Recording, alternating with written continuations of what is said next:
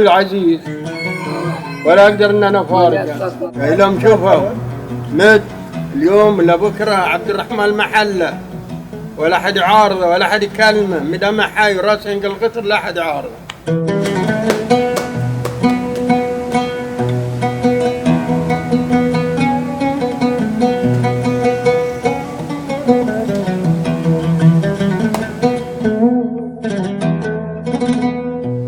بديت يا طول العمر منذ 62 سنة. كنت عند علي الحمادي أو علي عبوديه الله يذكره بالخير. أول ما تعلمت اشتغلت عنده، الراتب عنده 50 ريال أول ما اشتغلت. واشتغلت يا طويل العمر عند آخر واحد، عند خليل الهراني اللي تقنت الخبازة مرة واحدة عند خليل الهراني، وهو صاحب الفضل علي بعد الله سبحانه وتعالى.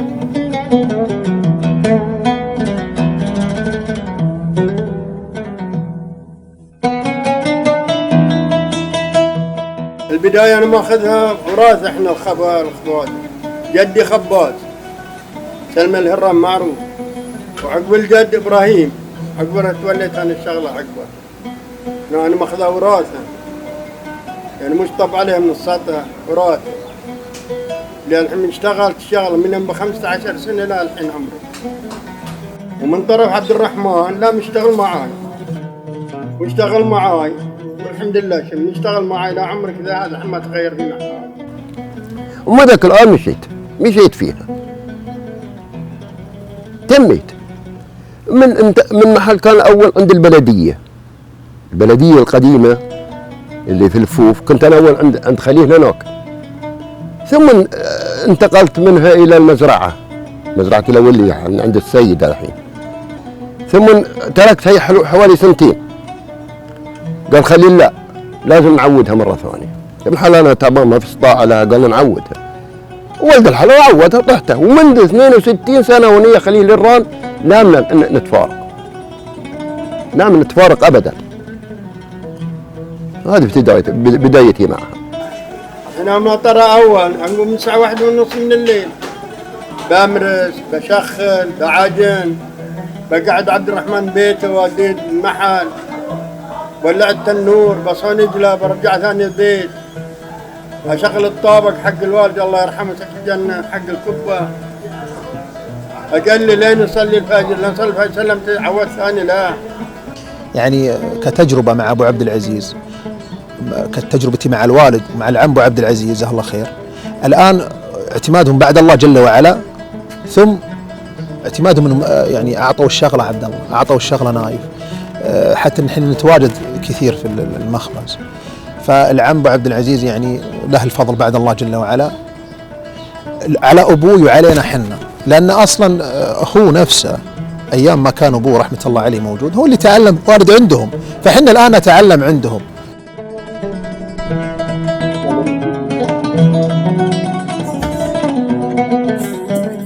هذا أول ما تمر يفلش، إذا فلش طول العمر تمر بطل يغسل بالماء، إذا غسل بالماء يكون الرمل تحت، ثم يشال يحط روحه في وعاء ثاني، ثم طول العمر يطبخ عليه الماء، يطبخ عليه الملح، يلا مرس. عاد مرس اليوم مو باليدين هو صاحيين، الحين ما في يدين صاحيين. من اليوم على ما اظن استخدم دريل، لا هي خلطه حتى تطلع الفصمه. شوف التمر مغسول جاهز، ينقسم طول العمر يوضع في الحار في بطن القدر كذا حتى يصفر. اذا اخذنا طول العمر نضيف له شوي من مقدار الملح اللي احنا نبيه. مثل هنا هذه يبي لها 6 طاولات، 6 طاولات، 8 طاولات مليان. هذا البر شفته؟ هذا الحين ثم ننتقل إذا بقى زيادة ناعم نقدر نضيف له النخاوة. هذا النخاوة ثم يترك لمدة ساعتين 3 ساعات 2.5 ساعات على حسب الوقت، لأن عجنة الشتاء أقول لك تختلف عن عجنة القيد.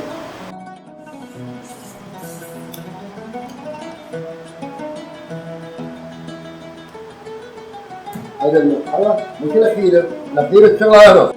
الفرق بيني وبين الخبز المخابز انا يختلف. هم يشتغلون بر، ما اقول لك ما يشتغلون بر، بس شغلتي تختلف انا كليا. انا اشتغل بالتمر زياده النخاله، ثم نضيف لها الحلوه السويده، ما نضيف لها الهيل. خبز لا، ذيك يشتغلون بر، ما اظن يشتغلون بر، بس هم يختلف كليا يختلف عن شغلتي انا. شغلتي انا باليد، وذيك شغلتكم طابون وسير يمشي عليه. هذه لا شغلته باليد، وشغلته باليد ياخذ صعب، واجد صعب. الاسعار اول الخبز الواحده ما في بالخبز الواحده 12 حبه بريال، ثم صارت 6 بريال، ثم صارت الحبه بريال، ثم صارت بريالين الحين. هذه من حوالي 50 سنه وهي 12 بريال، ما صارت بريالين الا تالي عقب ما تصعبت الاشياء. الحطب صعب، التمر متوفر ولله الحمد، لكن شغله الحطب اللي صعبه. اللي يشتغل قاس غير اللي يشتغل بالحطب. الحطب غير، يختلف كليا. طعم الحطب لا اله الا الله يختلف عن القاس. والقاس كويس، ما اقول ما في شيء، بس اللهم يختلف شغلته. افران الاول ما فيه، قليله، ما في الا الخبز الاحمر، وناس تشتغل خبز ابيض اللي يسمونه العولي. هذا الموجود. الخبز الابيض قليل، اللي جات على الاوتوماتيك ذي قليله، ما في الا بالطابونه يشتغلون، يدخلون الخبز بالطابونه بواسطه شيء دخله وطلعه. ما في الا كله الخبز الاحمر، كل شارع فيه 4 5، كل سكه فيها 2 3، في الكوت، في النعازل، في الجرم، في اي منطقه فيه حاصل فيه، حتى في بيته يشتغل. في البيوت يشتغلون، حريم كانوا يشتغلون اول، ام رشيد الله يغفر لها تشتغل خبازه، ام رشيد، مرت ام عبد الله المقربي، كلهم ذيل خبابيز. بسيط يعني، ذيك الخباز يشتغل لها بال 200 و 300 حبه، لا اليوم يختلف. اليوم الطلب عليه واجد لانه قليل شغله قليل، ما حد يشتغله.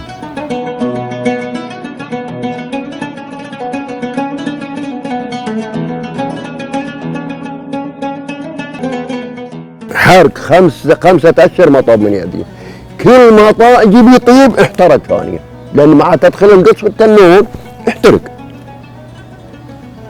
5 أشهر ما طاب الحرق من يدي أبدا. لين تعلمتها، مصر لاني تعلمت ايه، شلون ما تعلمها؟ بازر صغير عمره 13 سنة ما يتعلمها، الا بيتعلمها مجبور. ليش؟ حب الشغلة يشتغلها. عقب ما هديت الخباز تميت حوالي فترة من 2 3 تقريبا 4 حدوده، يعني عقب ما هديته من حبي لها عودت لها ثاني.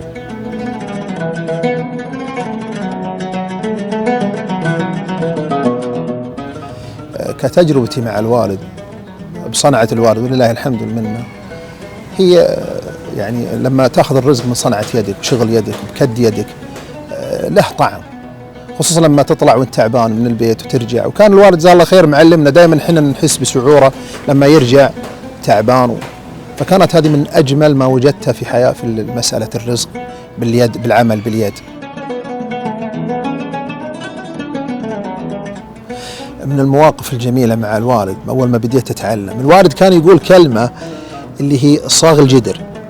أنا صراحة أول مرة أسمعها، أنا حسابي بس صاغ الجدر ما أعرفها، فكان يقول لي صاغ الجدر. والوالد عنده شوي من النوع اللي أثرت عليه الشغلة، فعنده يعني شوي حار، فقال لي مرة مرات صاغ الجدر، فقلت له وش صاغ الجدر؟ أنا مسكت الجدر، فصرخ عليه صرخة يعني كب الجدر. قلت طيب يبا قل كب الجدر. كذلك أول ما بديت أشيل الخبز من التنور، حقيقة ما كنت أتوقع حرارة التنور نهائيا، فأنا مطلوب مني أني أنا أنزل في التنور وأطلع الخبز من التنور أول مرة. فالوالد من النوع اللي لازم تتعلم من أول كلمة. فلما دخلت يدي في التنور أنا قلت أح من الحرارة، الوالد قال وخر وخر. فقلت له أبوي أنت لك كم سنة؟ فما شاء الله جلدتك تعودت، حنا تونا.